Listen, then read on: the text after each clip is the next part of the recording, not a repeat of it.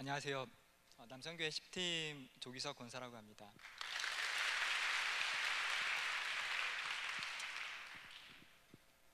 제가 앞에 분처럼 원고를 다 외우면 좋겠는데 준비를 많이 못해서 일단은 보면서 많이 하도록 하겠습니다. 짧은 시간 동안에 말씀을 드려야 되기 때문에 여러분들은 직장에 다니시는 분들도 계실 거고, 그 다음에 좋은 직장을 가기 위해서 대학에서 열심히 공부하는 분들이 아마 대부분일 거라고 생각을 합니다. 우리의 직장은 피할 수 없는 인생에 있어서 가장 중요한 부분이면서 동시에 수많은 영혼을 구원할 수 있는 통로입니다. 근데 어떻게 하면 크리스찬으로서 성공적인 직장 생활을 할 수 있는지에 대해서 제가 여러분보다 조금 더 많이 직장 생활을 했고, 또 하나님께서 저를 많이 훈련시켜 주신 부분들이 있습니다. 그래서 그런 부분들을 짧은 시간이지만 이 시간 나누길 원합니다. 그래서 여러분들은 저보다 덜 시행착오를 겪으시고 성공적인 그런 크리스찬으로 직장 생활 하시기를 소망합니다. 단페이지 그림을 보시면 굉장히 우울한 표정으로 사람이 앉아 있는데, 이게 우리나라 직장인의 현실입니다. 굉장히 의아하게 생각하실 수도 있는데, 통계에 의하면 직장인 80%가 이러한 우울증을 적어도 한 번 이상 겪었거나 아니면 겪고 있다고 합니다. 이 세상 속을 살아가는 크리스찬이라고 해서 여기서 예외일까요? 이번 한 주도 승리하리라는 다짐을 가지고 월요일 아침 회사로 출발합니다. 하지만 회사 정문에 들어서면서부터 우울해지기 시작합니다. 사무실 문을 여는 순간 열등감, 좌절감이 몰려오기 시작합니다. 내 동료는 승진해서 팀장이 되었는데 나는 지금까지 뭐 하고 있는 거지? 나의 후배는 저렇게 상사에게 인정을 받고 있는데 지금 내가 하고 있는 일은 과연 누가 알아주기나 하는 걸까?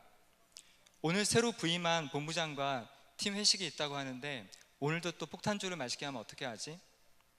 이렇게 부족한 내가 어떻게 다른 사람들을 전도할 수 있을까? 아마 모든 크리스찬 직장인들이 한 번 이상 겪었을 법한 그런 사례들입니다.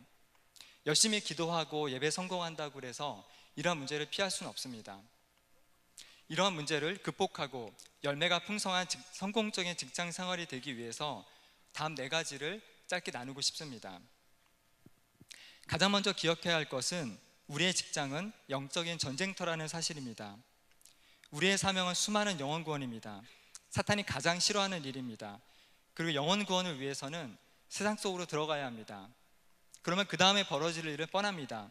어떻게든 우리의 약점을 공격해서 세상 앞에 넘어지게 만들고 무력하게 만들어서 복음을 전하지 못하게 하는 것이 사탄의 목적입니다. 물론 급한 회사 업무가 있어서 주일 예배 몇 번 빠졌다고 해서 천국 못 가는 것은 아닙니다. 회식 자리에서 따라주는 술을 받아 마셨다고 해서 지옥 가는 것도 아닙니다. 문제는 여러분의 믿음이 성장하느냐 퇴보하느냐입니다. 이러한 영적 싸움에서 한두 번 지다 보면 어느 순간에는 교회와 멀어져 있는 자신의 모습을 볼 수도 있습니다. 반면 이러한 고민의 순간에 믿음의 선택을 할 때 여러분의 믿음은 한 단계 성숙하고 하나님께서 기뻐하실 것입니다. 제가 지금 다니고 있는 직장에 입사한 지 얼마 안 돼서 사장님과 함께하는 회식 자리가 있었습니다. 그때 사장님이 입사를 축하한다고 하시면서 손수 준비한 양주를 따라주는 것이었습니다. 근데 그때 회사의 전통이 사장이 따라주는 술은 무조건 원샷을 해야 되는 게 그 당시 회사의 전통이었습니다. 그때 저는 말씀드리기를 교회의 직분자이기 때문에 술을 마시지 못한다고 정중히 거절했습니다. 그러자 사장님이 자기 부인도 교회에 열심히 다닌다고 하시면서 그 뒤로는 회사에서 유일하게 사장이 주는 술을 받아 먹지 않아도 되는 그런 사람이 되었습니다. 여러분, 선택의 순간에 당당하게 크리스찬임을 밝히시기 바랍니다. 당장 손해볼 것처럼 사탄이 두려움을 주지만 실제로 손해보는 경우는 거의 없습니다. 그리고 설령 잠깐 손해보는 것 같아도 하나님께서 반드시 다른 방법으로 위로해 주실 것입니다. 두 번째로 기억할 것은 믿지 않는 자들에게 양보하는 미덕을 보이는 것입니다. 인간적인 계산으로 욕심을 부리지 마시기 바랍니다. 선택의 기회가 있을 때 선택권을 상대방에게 먼저 양보하십시오. 이것이 우리가 세상 앞에서 사람들 앞에서 하나님의 살아계심을 증거할 수 있는 기회입니다. 그 다음 페이지를 보시면 아브라함과 조카 롯의 얘기가 나옵니다. 둘은 한 지역에서 같이 살기에 너무 부유해져서 각자 따로 거주해야 하는 형편이 되었습니다. 그때 잘 아시는 것처럼 아브라함은 롯에게 먼저 선택할 수 있도록 양보합니다. 그리고 롯은 당시에 더 아름답고 풍요롭게 보였던 땅인 소돔을 선택하게 됩니다. 하지만 결국 어떻게 되었습니까? 소돔은 죄악으로 가득 차 결국 멸망하게 되었고, 하나님은 그날 아브라함을 찾아와 위로해 주십니다. 내가 바라보는 모든 땅을 너에게 주겠다. 그리고 결국 잘 아시는 것처럼 하나님의 놀라운 축복을 아브라함 받게 됩니다. 2년 전 저희 회사에서 두 가지 프로젝트를 놓고서 저와 다른 동료가 선택을 해야 하는 그런 상황이 있었습니다. 하나는 그 당시에 좀 더 성공 가능성이 높은 것이었고, 또 다른 하나는 전혀 새로운 것이고 좀 불확실성이 높은 것이었습니다. 이 문제를 놓고 하나님께 기도했을 때 하나님께서 제게 감동으로 주셨던 게 바로 이 아브라함의 말씀이었습니다. 그래서 저는 그 동료에게 먼저 선택권을 주었습니다. 그 동료는 확실히 성공 가능성이 높았던 그 프로젝트를 선택했고, 전 나머지 거를 택하게 되었습니다.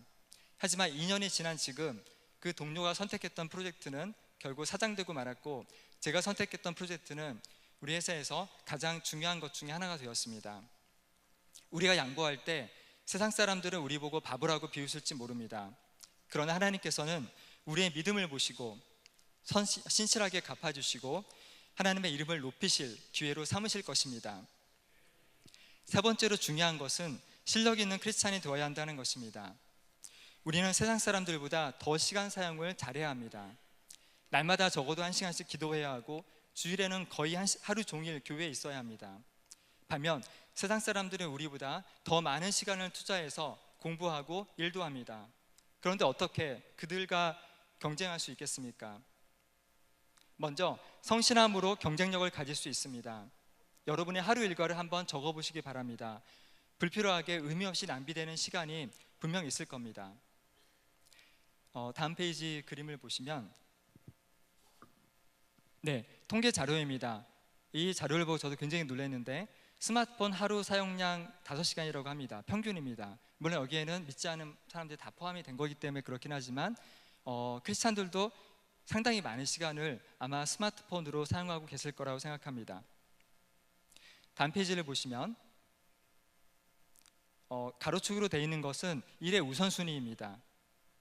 가장 중요하고 덜 중요한 걸 나타내는 것이고, 세로축은 제가 거꾸로 말씀드렸네요. 그 가로축은 시간적으로 봤을 때 빨리 해야 되는 것, 오른쪽으로 갈수록 빨리 해야 되는 것, 그 다음에 가로축은 위로 갈수록 중요한 것, 밑으로 갈수록 덜 중요한 것. 그러면 가장 긴급하고 중요한 1번을 가장 먼저 해야 된다는 것은 누구나 아는 상식입니다. 그리고 실제로 많은 사람들이 그렇게 하고 있습니다. 제가 말씀드리고 싶은 것은 3번입니다. 많은 사람들은 중요하지만 덜 긴급한 것들을 자주 소홀히 여깁니다. 하루에 20분씩 영어 공부하기, 일주일에 3번씩 땀 흘리며 운동하기, 당장은 필요하지 않지만 업무에 관련된 공부 꾸준히 하기, 그리고 가장 중요한 하루 1시간 기도하기입니다. 정기적으로 기도하는 사람은 절대 게을러질 수 없습니다. 여러분 반드시 3번을 꾸준히 하시기 바랍니다. 몇 년 뒤에는 엄청 경쟁력이 있는 그런 사람으로 바뀌어 있는 자신을 보게 될 것입니다. 다음으로 경쟁력 있는 크리스찬이 되기 위해서 반드시 다니엘과 요셉에게 주셨던 하늘의 지혜와 통찰력을 구하시기 바랍니다. 이 세상을 바꾸는 것은 극소수의 사람입니다. 유대인들에게 노벨상이 많은 이유는 다들 잘 알고 계실 겁니다. 작은 일부터 실천할 수 있습니다. 누구는 열심히 일을 해서 10시간 동안 어떤 일을 마쳤다면, 우리는 좀 더 효율적인 방법을 찾아 1시간 만에 끝낼 수도 있습니다. 누구는 회사에서 1년 동안 열심히 프로젝트를 해서 제품을 만들었는데 처음에 제품의 방향을 잘못 설정해서 고객이 만족하지 않는 그런 제품을 만들었다고 하면, 그래서 하나도 팔지 못했다고 하면 1년이라는 시간은 허무하게 낭비되는 것입니다. 이러한 일들이 정말 비일비재합니다. 여러분이 하고 있는 모든 일에 있어서 하나님의 지혜와 통찰력이 필요하지 않는 것은 아무것도 없습니다. 지혜를 구하는 자에게 후히 주시고 꾸짖지 아니하시는 하나님께 통찰력을 구하십시오. 수련회 때문에 충성부서 섬김 때문에 공부할 수 있는 시간이 줄어들었습니까? 세상 사람들보다 10배나 뛰어난 지혜를 주셨던 다니엘처럼 우리에게도 그러한 통찰력을 주시도록 하나님께 간구하시기 바랍니다. 마지막으로 잊지 말아야 할 것은 하나님 앞에 연단받기를 두려워해서는 안 된다는 것입니다. 여러분 사울왕을 아십니까? 출중한 외모와 겸손함으로 이스라엘의 첫 번째 왕이 되었습니다. 그러나 그의 결말은 어떻습니까? 다윗에 대한 시기와 하나님께 대한 불순종으로 그는 비참한 죽음을 맞이하게 됩니다. 왕이 된 것이 그에게 축복이었을까요? 반면 다윗은 어떻습니까? 사무엘로부터 왕으로 기름 부음을 받은 뒤에 적어도 10년 동안을 사울을 피해 광야에서 이리저리 헤매고 다니는 그런 쫓겨다니는 신세가 되었습니다. 적국의 왕 앞에서 생명을 부지하기 위해서 미치광이 노릇을 해야 한 적도 있었고, 자기 때문에 사람들이 대신 죽는 것을 보게 되는 그러한 고통을 겪기도 했습니다. 이러한 절박한 상황 속에서도 하나님께서는 그를 모든 원수들로부터 지켜주셨고, 그를 연단시키셔서 마침내 이스라엘의 가장 위대한 왕으로 세우셨습니다. 그가 만일 이러한 연단 과정 없이 바로 왕이 되었다면 어땠을까요? 저에게는 꿈이 있습니다. 제가 속한 회사를 하나님께서 기뻐하시는 그러한 방법으로 경영해서 하나님의 방법이 세상의 그 어떤 방법보다 뛰어남을 증명하는 것입니다. 그리고 더 나아가서 선교지로 나아가 선교사들을 도우며 저도 그곳에서 복음을 전하는 것이 제 꿈입니다. 그것을 위해서 제 나름대로 계획이 있었습니다. 이때는 이러한 위치에서 매니저로서의 경험을 쌓고, 또 다음에는 어떤 훈련들을 받고, 이것을 위해서 거의 날마다 기도하면서 준비했습니다. 하지만 현실은 달랐습니다. 회사 내에서 뼈아픈 실패를 겪게 하셨고, 상사와의 갈등으로 회사를 옮긴 적도 있습니다. 그리고 최근 1년 동안은 너무 힘들어서 거의 날마다 낙심과 열등감, 좌절감과 싸워야 했습니다. 그때 하나님께서 주신 말씀입니다. 제 작업장에 있던 모니터 사진을 제가 찍은 것입니다. 그거 영어로 적혀 있는데, 제가 굉장히 힘들 때 하나님께서 이 말씀을 주셨고, 힘들 때마다 이 말씀을 계속 읽으면서 많이 위로를 받았던 것입니다. 다음 페이지 보시면은 여러분 잘 아시는 말씀입니다. 빌립보서 4장 4절부터 7절까지입니다. 기뻐하라, 다시 말하노니 기뻐하라. 이렇게 두 번이나 강조한 이유가 무엇이겠습니까? 바로 기뻐하는 것이 무척 힘들기 때문입니다. 차라리 일이 많아 힘든 것은 참고 견딜 수 있지만, 동료나 상사와의 갈등은 정신을 피폐하게 만듭니다. 우리는 이러한 고통 속에서 빨리 벗어나게 해달라고 하나님께 몸부림치며 간구하지만 여전히 바뀌지 않는 현실 앞에서 낙담할 수 있습니다. 그러나 주님께서는 우리의 모든 어려움과 고통을 가까이서 보고 계십니다. 멀리서 뒷짐지고 쳐다보시는 것이 아니라 우리 곁에서, 아니 우리 심령 속에서 우리와 함께 이 문제를 바라보고 계십니다. 그리고 이렇게 약속하십니다. 너희 구할 것을 감사함으로 하나님께 아뢰는 자에게 모든 지각에 뛰어난 하나님의 평강이 너희 마음과 생각을 지키시겠다고 하십니다. 여기서 중요한 것은 내가 간구한 대로 응답해 주시겠다고 한 게 아니라 다만 평강으로 지켜주시겠다고 하신 것입니다. 우리는 우리 자신도 잘 모릅니다. 그럼 우리가 세운 인생의 계획이 과연 완벽할까요? 우리가 원하는 대로만 되면 그게 바로 성공일까요? 하나님께서는 우리를 만드셨기 때문에 나보다 나를 더 잘 아십니다. 우리의 필요를 아뢰을 때 하나님께서는 내게 가장 적합한 방법으로, 가장 적절한 타이밍에 그것을 이루실 것입니다. 그리고 그 약속의 증거로 평강을 주시겠다고 말씀하고 계십니다. 자기 아들을 아끼지 아니하시고 우리 모든 사람을 위해 내주시니까 어찌 그 아들과 함께 이 모든 것을 우리에게 주시지 않겠느냐라고 말씀하십니다. 하나님은 주기 싫어서 안 주시는 분이 아닙니다. 우리가 받을 준비가 되어 있지 않기 때문입니다.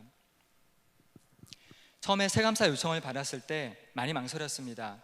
지금은 제가 줄 게 없는데, 언젠가는 이런 자리에서 나누고 싶었지만 아직은 준비된 게 없는데 라고 하면서 하나님께 계속 기도를 했습니다. 그때 하나님께서 감동으로 말씀하시기를, 제가 겪었던 그런 실패의 과정들 속에서 하나님께서 제게 하셨던 그 말씀들을 그냥 나누라고 하셨습니다. 여러분, 직장 생활이나 학업 가운데 뭔가 인생이 꼬인 것 같고, 그리고 기도 응답의 은혜가 느껴지지 않을 때가 있습니까? 그럴 때 구원의 기쁨을 빼앗아 가려는 사탄의 전략임을 기억하시고 항상 기쁨과 감사로 승리하시는 여러분이 되시길 바라면서 제 말씀을 마치도록 하겠습니다.